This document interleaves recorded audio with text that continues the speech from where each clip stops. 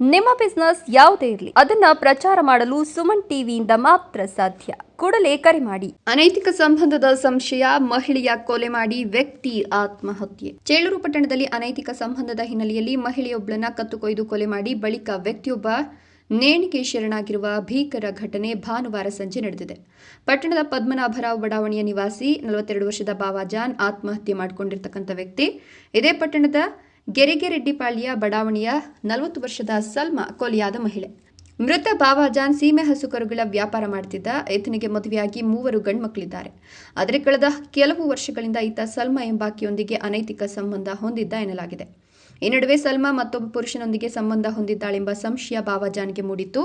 ಇದೇ ವಿಷಯವಾಗಿ ಇಬ್ಬರ ನಡುವೆ ಆಗಾಗ ಜಗಳ ನಡೀತಿತ್ತು ಅಂತ ಪೊಲೀಸರು ತಿಳಿಸಿದ್ದಾರೆ. ನಿನ್ನೆ ಒಂದು ಮರ್ಡರ್ ಕೇಸ್ ರಿಪೋರ್ಟ್ ಆಗಿದೆ. ಈವ್ನಿಂಗ್ ಬೇಸಿಕಲಿ ಚೇಳೂರು ಟೌನಲ್ಲಿ ಒಬ್ಬರು lady Salma around 40 years age ಇದೆ. ಅವ್ರದ್ದು ಮನೆಯಲ್ಲಿ ಅವ್ರದ್ದು ಬಾಡಿ ಸಿಕ್ಕಿತ್ತು. ಅವ್ರ ಫ್ಯಾಮಿಲಿ ಮೆಂಬರ್ಸ್ ಎಲ್ಲ ಹೊರಗಡೆ ಹೋಗಿದ್ದಾರೆ. ಆ ಟೈಮ್ಗೆ ವಾಪಸ್ ಬಂದು ಅವರು ನೋಡಿದ್ದಾರೆ ಏನಾದರೂ ಈ ಥರ ಘಟನೆ ಆಗಿದೆ. ಆಮೇಲೆ ಪೊಲೀಸ್ಗೆ ಇನ್ಫಾರ್ಮ್ ಮಾಡಿದ್ದಾರೆ.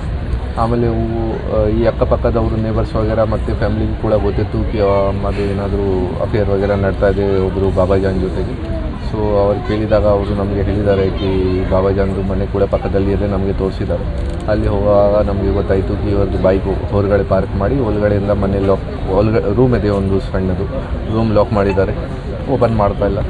ಆಮೇಲೆ ರೂಮ್ ಡೋರ್ ತೆಗೆದು ಹೊಡೆದು ಒಳಗಡೆ ಹೋಗಿದ ತಕ್ಷಣ ನಮಗೆ ಗೊತ್ತಾಯಿತು ಇವರು ಕೂಡ ಸೂಸೈಡ್ ಮಾಡಿಬಿಟ್ಟಿದ್ದಾರೆ. ಸೊ ಬೇಸಿಕ್ಲಿ ಈ ಸಲ್ಮಾ ಮತ್ತು ಬಾಬಾಜಾನ್ ಅವ್ರದ್ದು 5-6 ವರ್ಷದಿಂದ ಇಲೀಗಲ್ ಅಫೇರ್ ವಗೇರ ಇತ್ತು. ಎಲ್ಲ ಸುಮಾರು ಜನ ಗಮನಕ್ಕೆ ಕೂಡ ಇದೆ ಮೊದಲಿಂದ. ನಿನ್ನೆ ಯಾವುದು ಗಲಾಟೆ ವಗೇರ ಸ್ಟಾರ್ಟ್ ಆಗಿದೆ ಯಾವುದು ವಿಚಾರ ಬಗ್ಗೆ. ಆ ಟೈಮ್ಗೆ ಇವರು ಚಾಕು ವಗೇರೆಯಿಂದ ನೆಕ್ ಮೇಲೆ ಥ್ರೋಟ್ಗೆ ಸ್ಲೇಟ್ ಮಾಡಿ ಅವ್ರದ್ದು ಮರ್ಡರ್ ಮಾಡಿದ್ದಾರೆ. ಮನೆಯಲ್ಲಿ ಅವ್ರದ್ದು ಬಾಡಿ ಸಿಕ್ಕಿತ್ತು. ಆಮೇಲೆ ಇವರು ಅಲ್ಲಿಂದ ಓಡಿ ಹೋಗಿ ಮನೆಗೆ ಬಂದಿದ್ದಾರೆ. ಬೀಗ ಹಾಕಿ ಒಳಗಡೆಯಿಂದ ಬೀಗ ಹಾಕಿ ಇವರು ಕೂಡ ಸೂಸೈಡ್ ಮಾಡಿದ್ದಾರೆ. ಭಾನುವಾರ ಸಂಜೆ ಸಲ್ಮಾ ಮನೆಗೆ ತೆರಳಿದ ಬಾವಾಜಾನ್ ಅಕ್ರಮ ಸಂಬಂಧದ ಕುರಿತು ಪ್ರಶ್ನಿಸಿ ಗಲಾಟೆ ಮಾಡಿದ್ದಾನೆ. ಮಾತಿಗೆ ಮಾತು ಬೆಳೆದು ಆಕೆಯ ಮೇಲೆ ಹಲ್ಲೆ ನಡೆಸಿ ಕತ್ತನ್ನು ಕೊಯ್ದು ಬರ್ಬರವಾಗಿ ಕೊಲೆ ಮಾಡಿದ್ದಾನೆ. ಬಳಿಕ ಅಲ್ಲಿಂದ ಪದ್ಮನಾಭರಾವ್ ಬಡಾವಣೆಯಲ್ಲಿರುವ ತನ್ನ ಬಾಡಿಗೆ ಮನೆಗೆ ಬಂದು ಹಗ್ಗದಿಂದ ನೇಣು ಬಿಗಿದುಕೊಂಡು ಆತ್ಮಹತ್ಯೆ ಮಾಡಿಕೊಂಡಿದ್ದಾನೆ. ಪಕ್ಕದ ಮನೆಯವರು ನೀಡಿದ ಮಾಹಿತಿಯ ಮೇರೆಗೆ ಪೊಲೀಸರು ಸ್ಥಳಕ್ಕೆ ಧಾವಿಸಿದ್ದಾರೆ.